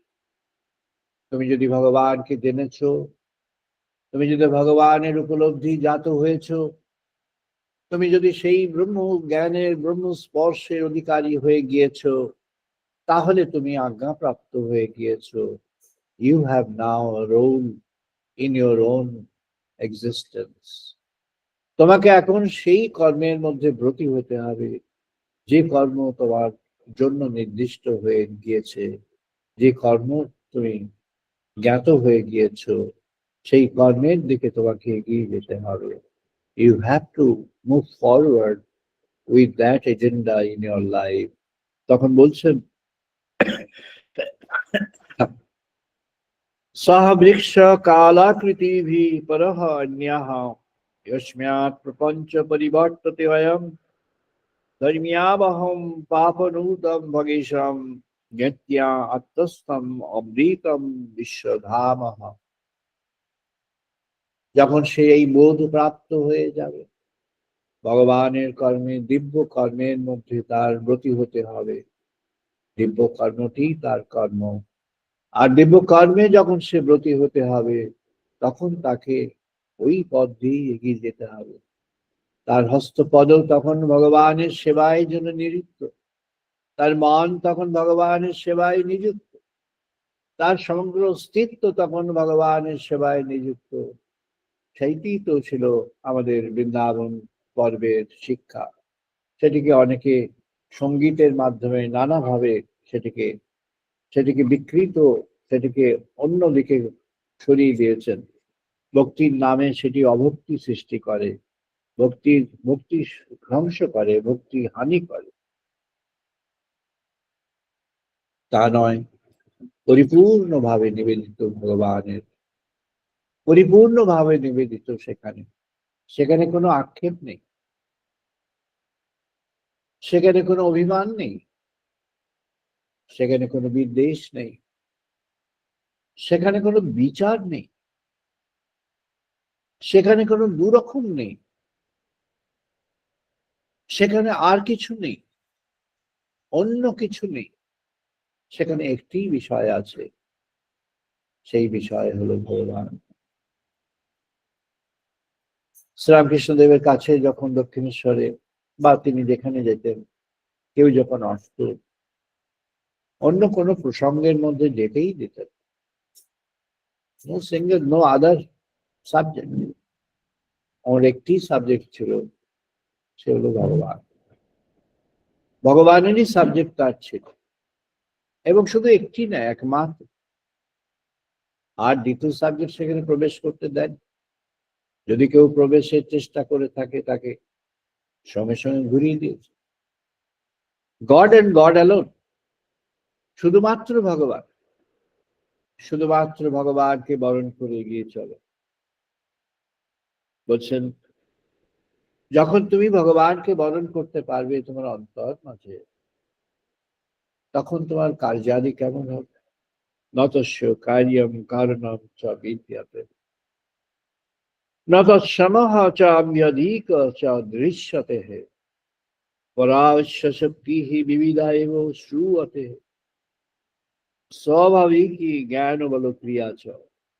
তখন জীবনের যে গতি পরিণতি সবগুলোই তখন যেন অন্য রকম হয়ে গেল। তখন জীবনের গতি প্রকৃতি যেন পরিবর্তিত হয়ে গেল। জীবনের গতি প্রকৃতিতে পরিবর্তিত হয়ে তখন যেন জীবন অন্যরকম হয়ে গেল। তখন তার বোধে আসলো, নিষ্কাল ও নিষ্ক্রিয় অবস্থা অথচ ক্রিয়াশীল, নিষ্কাল ও নিষ্ক্রিয় অবস্থা, কর্ম নেই অথচ অহরহ কর্ম আছে। এটি ভগবদ গীতায় ভগবান শ্রীকৃষ্ণ তাই বলেছিল। আমি সবসময় কর্মের মধ্যে আছি, কিন্তু আমার কোনো কর্ম নেই। I don't have any destined work, but I am always into the work. বলছেন যাজ্ঞবল্ক্যকে, বলছেন বৈশম্পায়ন, ঋষি বৈশম্পায়ন, নিষ্কালম নিষ্ক্রিয়ম শান্তম নিরবদ্যম নিরঞ্জনম অমৃতস্য পরম সেতুম দগ্ধ ইন্ধনমিব অনলমিব। যাজ্ঞবল্ক্যকে বললেন, সেই যে তিনি, যার কোনো পরিচয় নেই, যার কোনো অবয়ব নেই, যাকে কোনো অস্তিত্ব দিয়ে বিচার করা যায় না, বর্ণনা করা যায় না, যাকে কালের পটভূমিতে বুঝতে গেলে ভুল হয়ে যাবে, যাকে জগতের পটভূমিতে বুঝতে গেলেও ভুল হয়ে যাবে, যাকে কোনোভাবে পুরোপুরি ধরা যায় না, সেই তিনি অধরা। সেই অধরা তাকে যেমন ধরা যায় তেমন। ঠাকুর শ্রীরামকৃষ্ণ একটি উদাহরণ দিয়েছিলেন। অন্ধ একজন চোখ বেঁধে অথবা অন্ধত্বে একটি দাঁড়িয়ে থাকা, শান্তভাবে দাঁড়িয়ে থাকা হাতির কাছে পাঠিয়েছিলেন। দেখেছো হাতিটি কেমন? যিনি গিয়ে যেখানে স্পর্শ পেয়েছিলেন তেমন বর্ণনা করলেন। যিনি তেলে এসেছিলেন তিনি তার তেলকে বর্ণনা করলেন। তিনি হাতির পাকে স্পর্শ করতে পেরেছিলেন, বুঝলেন আরে বাবা এত বড়, এত লার্জ সাইজ, এসে তিনি তাই বর্ণনা করলেন। তিনি সামনের তার সুরকে টাচ করতে পেরেছিলেন, তিনি তাই বর্ণনা করলেন। তিনি যেমন করে বুঝে এসছেন তেমন করে বর্ণনা করলেন। সব বর্ণনাই সঠিক।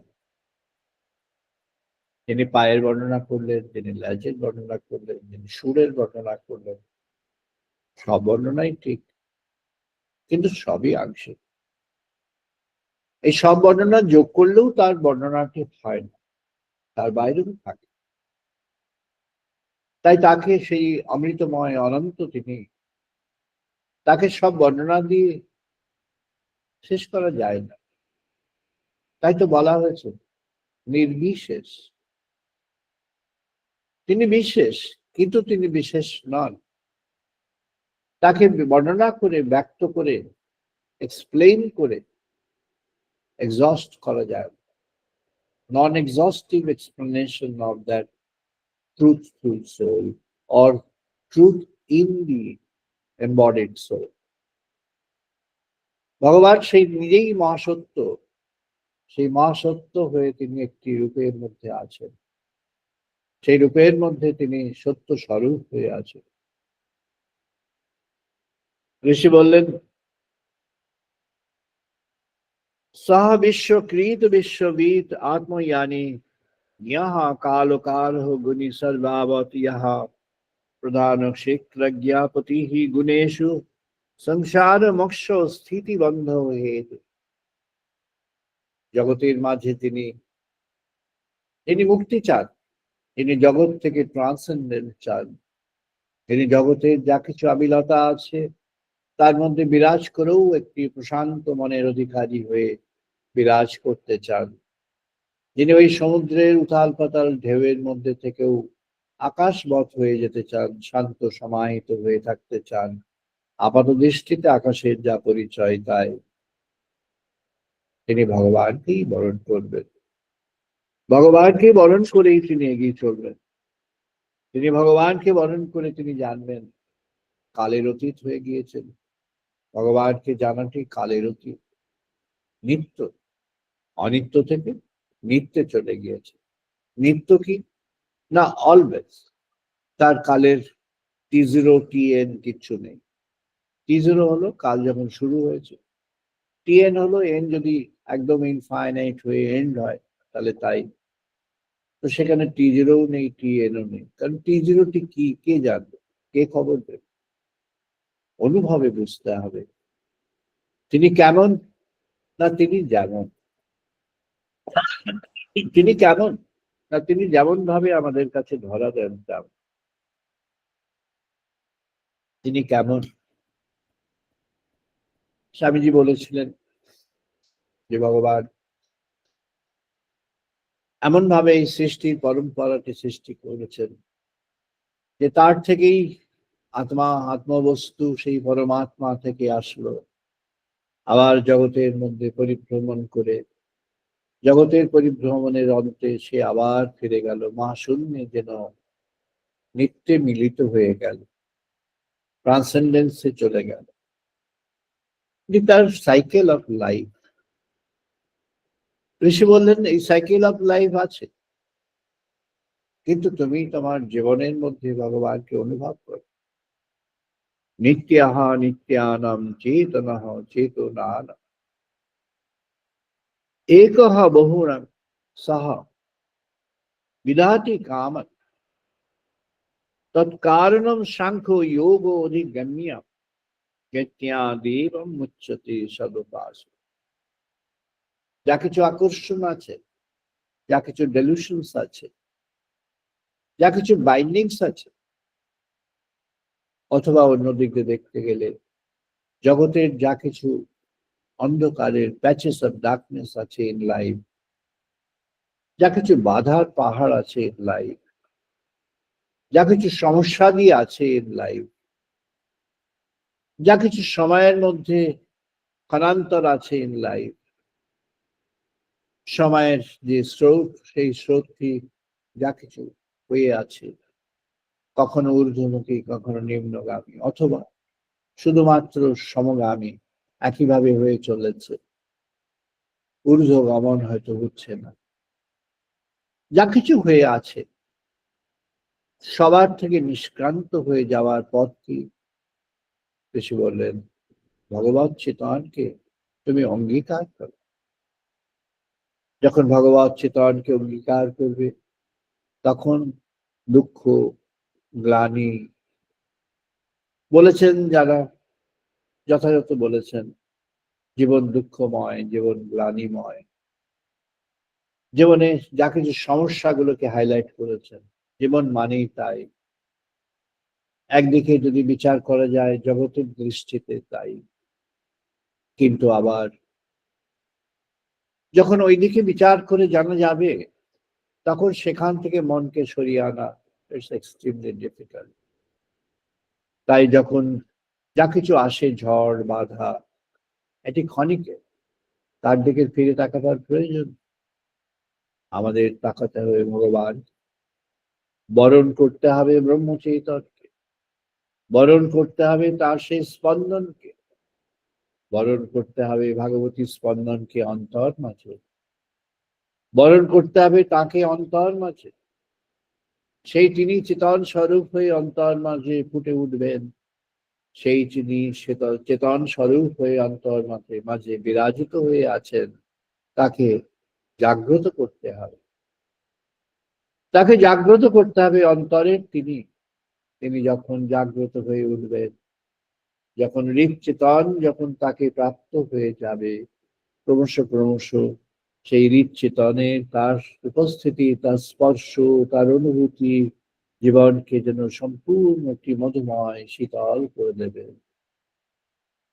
সম্পূর্ণভাবে মধুময় শীতল একটি অবস্থা। এই অবস্থার কোনো ক্ষণ নেই, কাল নেই, কোনো অন্য পরিচয়ের ব্যবধান নেই। শিশু অবস্থা, বালক অবস্থা, যুবক অবস্থা, প্রৌঢ় অবস্থা, বার্ধক্যের অবস্থা, বৃদ্ধত্বের অবস্থা, কোনো অবস্থাই সেখানে অন্তরায় নয়। সুস্থ অবস্থা, অসুস্থ অবস্থা, কোনো অবস্থাই অন্তরায় নয়। সহজ অবস্থা, কঠিন অবস্থা, কোনো অবস্থাই সেখানে অন্তরায় নয়। জীবনের গ্লানিময় জীবনের বোধ এসেছে, সেটিও অন্তরায় নয়। সব বোধকে সরিয়ে রেখে ভগবানকে বরণ করুন, ভগবানকে অন্তরে বরণ করুন। যাজ্ঞবল্ক্যকে বললেন, তুমি আকাশকে সন্ধান করো তোমার হৃদয়ের মাঝে, হে যাজ্ঞবল্ক্য। এই যা কিছু তুমি দেখছো সবই সেই আকাশের মধ্যে নিহিত হয়ে আছে। যাজ্ঞবল্ক্য এগিয়ে গেলেন, গুরুর আদেশ, গুরুর অ্যাডভাইস, গুরুর পরামর্শ পেয়ে তিনি এগিয়ে গেলেন। যাজ্ঞবল্ক্য আকাশের সাধনায় বসে জানলেন, এই যা কিছু হয়েছে সবই ভগবানের। এই জগৎ, এই জীবন, এই যা কিছু আছে, এই জ্ঞান ভাণ্ডার, এই জগতের সম্ভার সবই ভগবানের। এই কালের সৃষ্টি বা কালাতীত যা কিছু আছে সবই ভগবানের।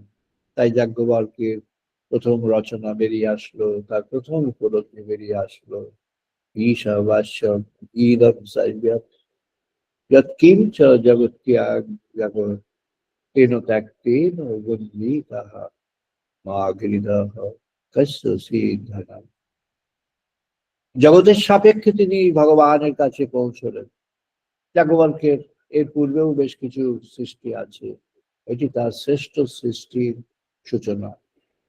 তার শ্রেষ্ঠ সৃষ্টির সূচনা পর্বে যাজ্ঞবল্ক্য প্রবেশ করলেন, যাতে ঈশোপনিষদ হলো। এমনটি হলো, শ্রী অরবিন্দ ঈশোপনিষদকে ব্যাখ্যা করতে গিয়ে তিনি এমনই সেই ব্যাখ্যার মধ্যে ডুবে গেলেন, তার সিক্রেটস অফ দি বেদাস এর অর্ধেকই হয়ে গেল এই ছোট্ট 18টি শ্লোকের একটি উপনিষদ।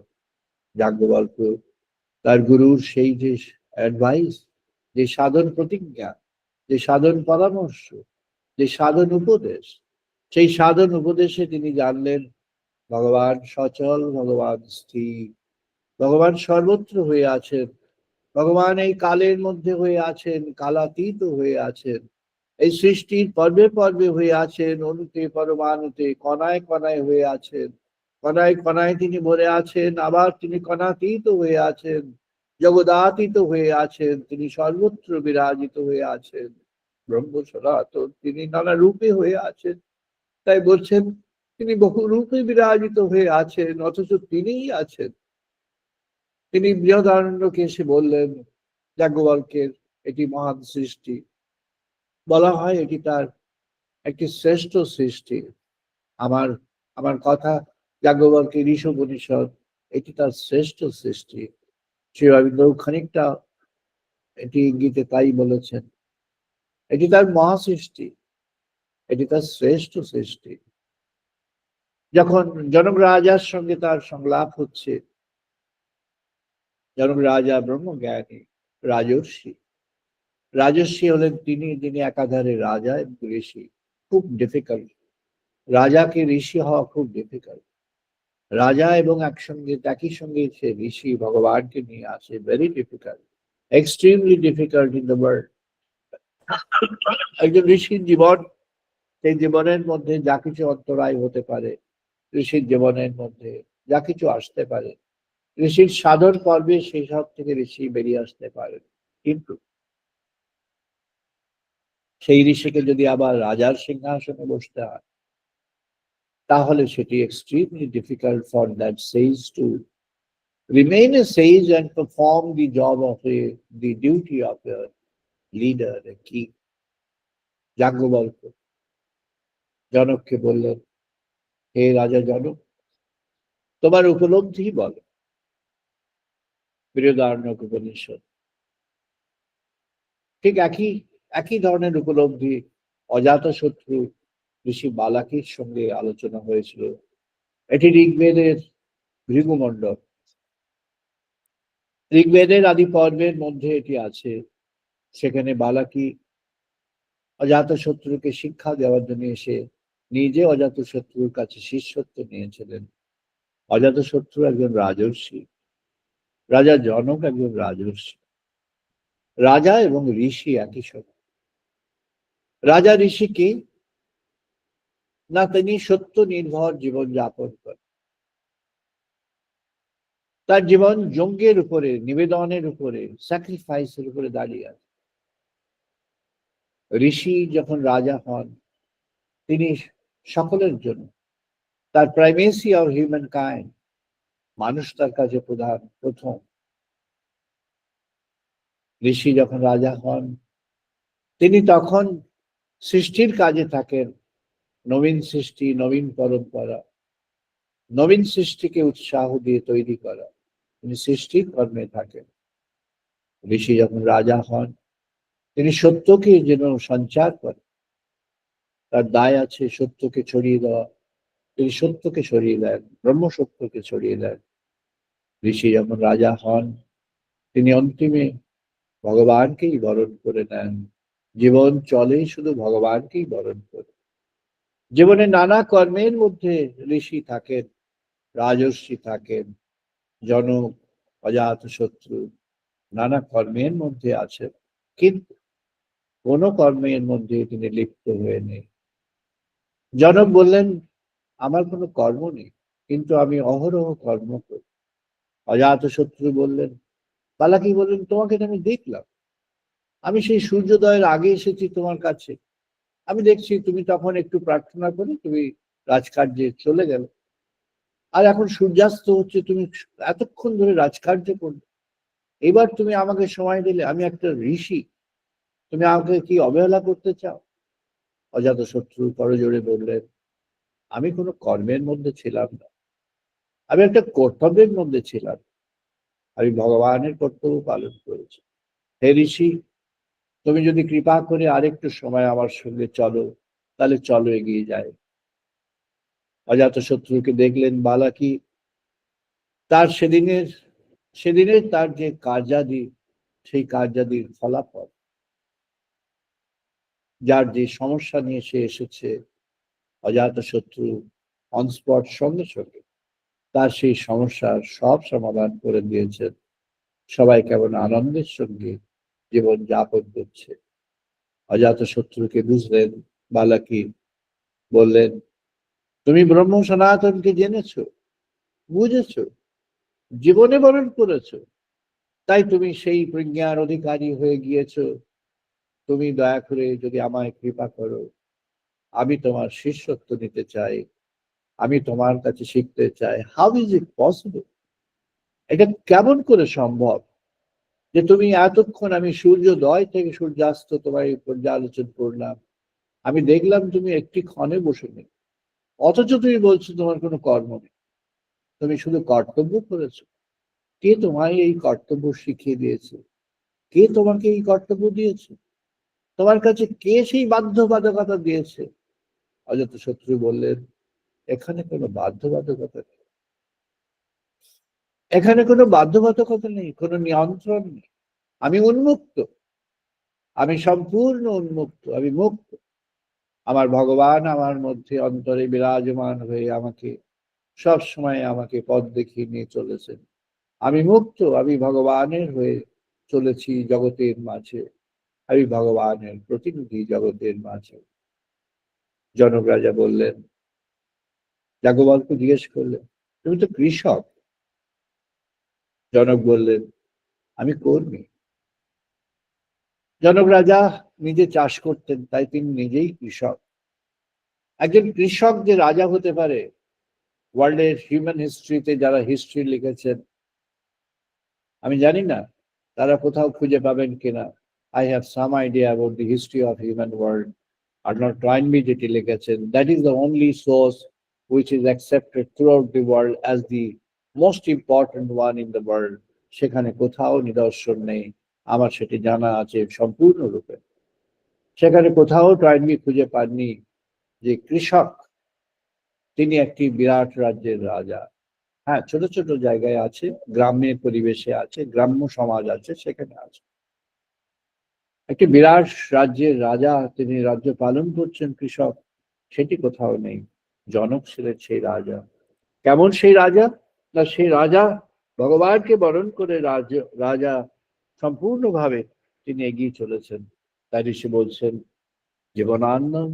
জীবনানন্দের সীমা যখন তুমি পেরিয়ে যাবে, যখন তুমি বুঝবে, জানবে ভগবানই তোমাকে এই জীবনের মাঝে, কর্মের মাঝে নিয়ে এসেছে, তখন তোমার কর্ম নেই, তখন তুমি ভগবানের হয়ে কাজ করছো। তুমি হয়তো কর্মে ব্রতী হয়ে আছো অনুক্ষণ, কিন্তু তুমি কর্মের যে বাঁধন আছে, সেই বাঁধনের বাইরে তুমি পূর্ণ আনন্দের সঙ্গে জগতের মধ্যে বিরাজ করছো। তুমি পরমানন্দের অধিকারী হয়েছে। পরমানন্দ তোমাকে ভগবান স্বয়ং দান করেছেন। তুমি ভগবানের কাছ থেকে সেই পরমানন্দে প্রাপ্ত হয়েছে হৃদয় মাঝে। তুমি সেই আনন্দ মধু আহরণ করে চলো জীবনের মাঝে। হে প্রভু সচ্চিদানন্দ পরব্রহ্ম সনাতন। যিনি সিরিয়াস, যিনি চাইছেন, তিনি এই পথে এগিয়ে যাওয়ার সমর্থন পান। হে প্রভু।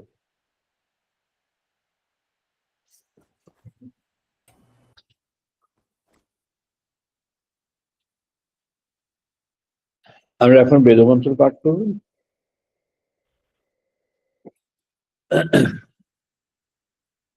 ওম বাং মে মনসি প্রতিষ্ঠিতা মনঃ মে বাচি প্রতিষ্ঠিতা। ওম अभिमानोति प्रतिष्ठितं मनोमेवाचि प्रतिष्ठितं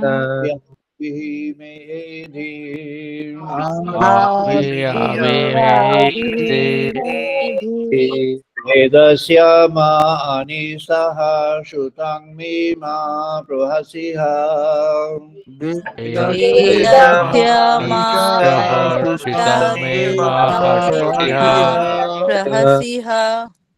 अनेनोदितेन अहोरात्रान् संददामि।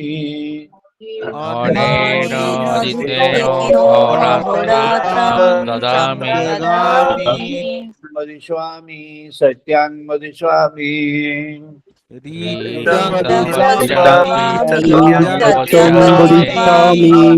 तद्मामवतु तद्भक्तानामवतु। तद्मामवतु तद्भक्तानामवतु। अवतु मामवतु भक्तानामवतु भक्तानाम्।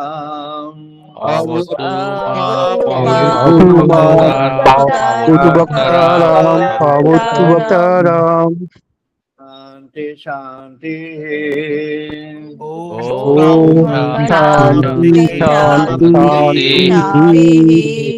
ॐ आप्यायन्तु मम अङ्गानि वाक् प्राणः चक्षुः। ॐ आप्यायन्तु मम अङ्गानि वाक् प्राणचक्षुः।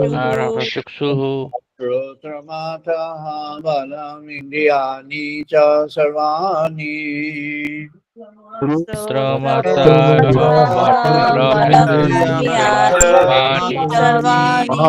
सर्वं ब्रह्म उपनिषदाम्।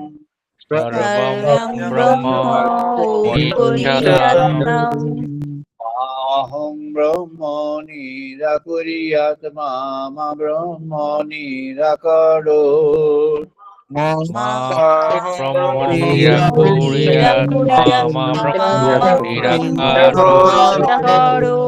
निराकरणमस्तु अनिराकरणं मे अस्तु।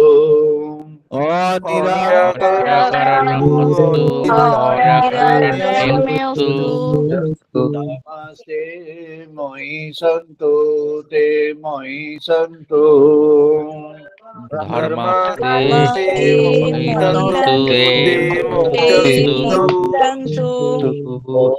ॐ शान्ति शान्ति शान्ति। ॐ शान्ति ॐ पूर्णमादः पूर्णमिदं पूर्णात् पूर्णमुदच्यते।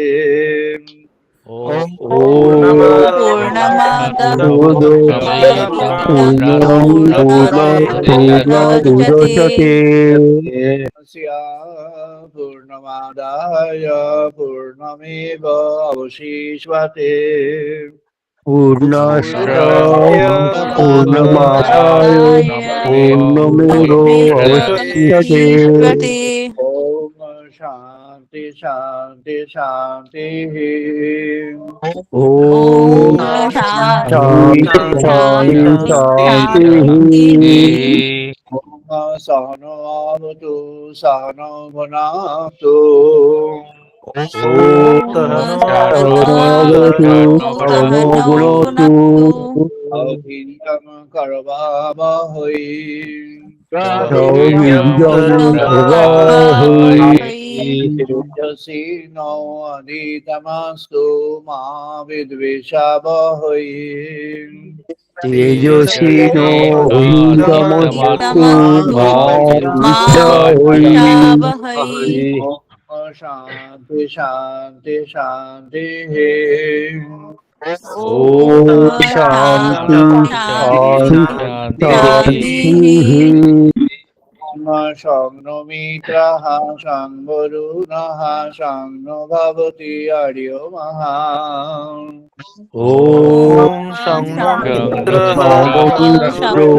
সম্ভবনুন সম্ভবতি আর্যমা ইন্দ্রः বৃহস্পতিः সংনো বিষ্ণু উরুক্রমः সঙ্গীন্দ্র বৃহস্পতি সঙ্গ বিষ্ণু গুরুক্রমা মনে নমঃ দেবায় নমো নমো ব্রহ্মণে নমো দেবায় দেব প্রত্যাক্ষং ব্রহ্মসে তমেব প্রত্যক্ষং ব্রহ্ম দেব প্রত্যাক্ষং ব্রহ্ম বদিষ্যামি তমেব প্রত্যক্ষং ব্রহ্ম বক্ষ্যামি পিতং বদিষ্যামি সত্যং বদিষ্যামি গীতং বদিষ্যামি সত্যং বদিষ্যামি আমবতু তদ্ভক্তারামবতু তদ্মাৎভবতু ভক্তারামবতু অবতু মামবতু ভক্তারাম অবতু মামবতু ভক্তারাম শান্তি শান্তি শান্তি ওম শান্তি শান্তি শান্তি ওম ভদ্রং কর্ণেভি শৃণ্যাম দেবা ওম ভদ্রং কর্ণেভি শৃণুয়াম দেবা ভদ্রং পশ্যেমাক্ষভির্যজত্রः ভদ্রং পশ্যেমাক্ষভির্যজত্রः त्रय्यन्तु सुवांशतनूभिः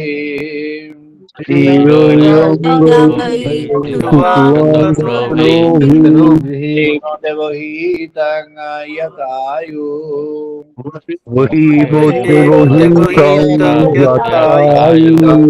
ओम शांति शांति शांति ओम शांति शांति शांति